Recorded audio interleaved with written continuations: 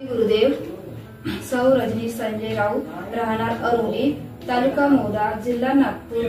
माझी सासूबाई श्रीमती नागाबाई रामाजी राऊत, वय त्यांचं 87 वर्ष, दिनांक 21/5/2025 रोजी दुःखद निधन झालेलं आहे। जगद्गुरु रामानंदाचार्य नरेंद्राचार्यजी महाराज यांच्या प्रेरणेतून माझ्या सासूबाईंची इच्छा होती की माझं मरणोत्तर देहदान करावे।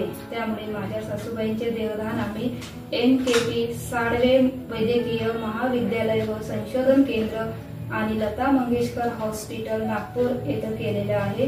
श्री गुरुदेव।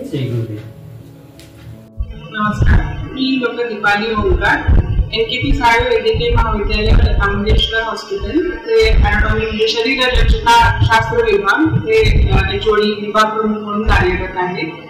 आज दिनांक 21 मे रोजी आम्हाला श्रीमती नागाबाई रामाजी राऊत यांचं देहदान प्राप्त झालेलं आहे। हे देहदान आम्हाला जगद्गुरु नरेंद्राचार्य महाराज संस्थान यांच्यातर्फे प्राप्त झालेले आहे। सध्या असं होत आहे की आपल्याकडे मेडिकल कॉलेजेस वाढतात आहे आणि स्टुडंट सुद्धा वाढतात आहे, म्हणजे जे त्याचं शिक्षण घेतात।